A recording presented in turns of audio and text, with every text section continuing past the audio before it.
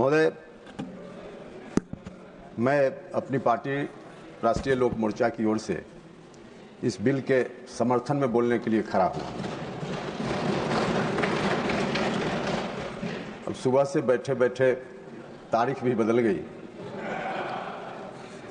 जितनी बात सोच कर आया था, विपक्ष के लोगों के द्वारा इतनी बातें कुतर्क के रूप में प्रस्तुत की गई सदन में कि मेरे मस्तिष्क से भी जितनी बात मैं सोच कर आया था, अधिकांश बातें निकल गई।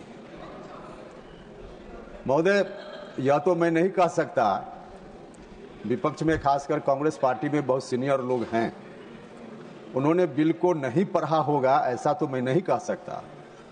लेकिन उनकी ओर से कुछ बातें ऐसी की गई जिसके आधार पे बाहर जो लोग भी सुन रहे होंगे, देख रहे होंगे, उन्होंने यही अर्थ लगाया होगा कि शायद बिना पढ़े लिखे, बिना समझे बूझे उन्होंने यहाँ आकर कुछ कह दिया।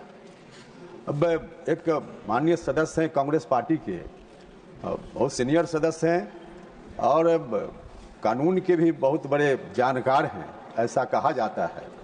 और उन्होंने कहा कि बिल में ऐसा प्रावधान किया जा रहा है कि अब हिंदुओं का बहुमत हो जाएगा उसमें और मुसलमान भाई अल्पमत में आ जाएंगे।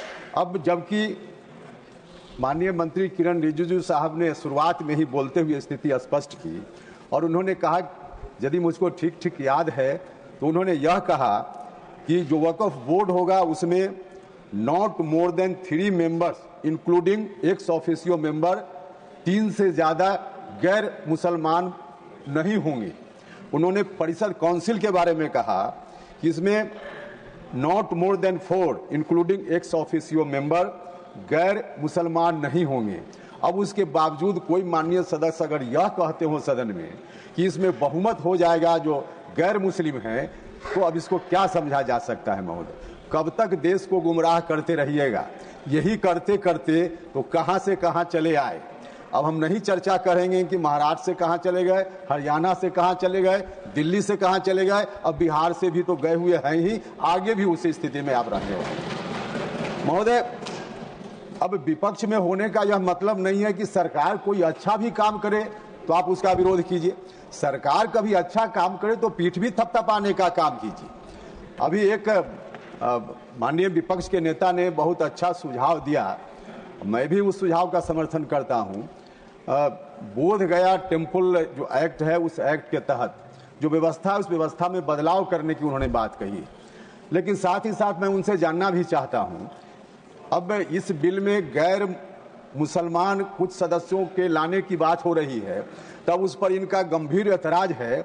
और जो बोध गया टेम्पल एक्ट है, वह टेम्पल एक्ट कब आया था? 1953 में, आज़ादी के बाद 1953 से वह एक्ट प्रभावी है। उस वक्त जो एक्ट आया, किसने बनाया था?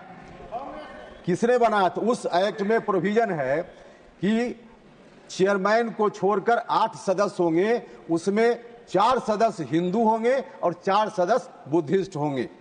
और जो चेयरमैन भी होंगे, कलेक्टर वहां के डीएम उसके चेयरमैन होंगे, वह भी तब जब कलेक्टर साहब खुद हिंदू होंगे तब उसके चेयरमैन होंगे। उस वक्त आपको नहीं लगा था, उस वक्त नहीं लगा था कि बौद्धिस्टों का यह मंदिर है तो उसमें बौद्धिस्ट लोग ही होने चाहिए, यह तब आपको नहीं लगा था। आज आप सुझाव दे रहे हैं तो मैं सुझाव का भी समर्थन करता हूं और किरण रिजिजू साहब से आग्रह करता हूं कि आपके लोग भी आपसे ही अपेक्षा कर रहे हैं। किरण रिजिजू साहब, आपके लोग भी आपसे ही अपेक्षा कर रहे हैं। आज दुनिया भर में यह मैसेज है कि बोध गया में आंदोलन चल रहा है।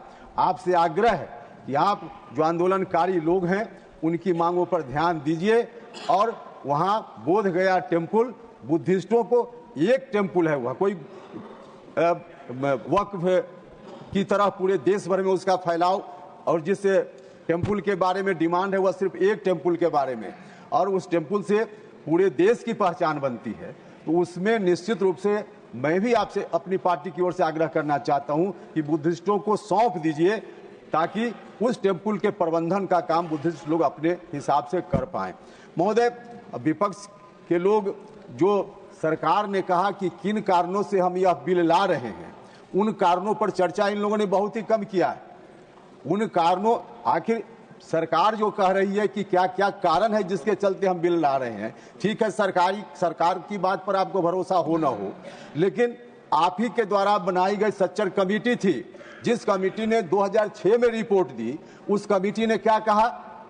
उस कमेटी ने वक्फ के बारे में कहा, बोर्ड के बारे में कहा कि वक्फ में जो काम करने का, प्रबंधन का तौर तरीका है वह बिल्कुल अपारदर्शी है, उसमें पारदर्शिता की जरूरत है। कहा कि नहीं कहा? उसने कहा कि भ्रष्टाचार हो रहा है। अब भ्रष्टाचार हो रहा है कि नहीं हो रहा है, आप बताइए। उसने कहा कि इसमें कुछ लोगों का निजी कब्जा है, जो संपत्ति है उस संपत्ति का उपयोग जिस काम के लिए लोगों ने डोनेट किया उस काम में नहीं हो रहा है। उस संपत्ति का उपयोग कुछ लोग अतिक्रमण करके निजी काम में उसका उपयोग कर रहे हैं। उस कमेटी ने जो कहा, सरकार ने वही कहा है। सरकार ने अपनी ओर से कुछ नहीं कहा, सरकार ने वही कहा यही कारण है जिस कारण से इस बिल को हम ला रहे हैं। तो इस कारण से जब बिल सरकार ला रही है, उन कारणों को दूर करना चाहिए कि नहीं दूर करना चाहिए? अगर दूर करना है तो इस बिल का समर्थन करना चाहिए। मैं विपक्ष के लोगों से भी आग्रह करना चाहता हूं और इसलिए मैं पूरे सदन के सभी लोगों से कहना चाहता हूं, ऐतिहासिक क्षण है। इस क्षण में आप इधर उधर की बात नहीं, सब लोग मिलकर के एक साथ इस बिल का समर्थन कर दीजिए ताकि हम लोगों का थोड़ा और समय बच जाए। आपने समय दिया महोदय, इसके लिए मैं आपका बहुत बहुत धन्यवाद करता हूं और फिर से एक बार इस बिल का समर्थन करते हुए अपनी बात समाप्त करता हूं। Thank you. What do you want to से?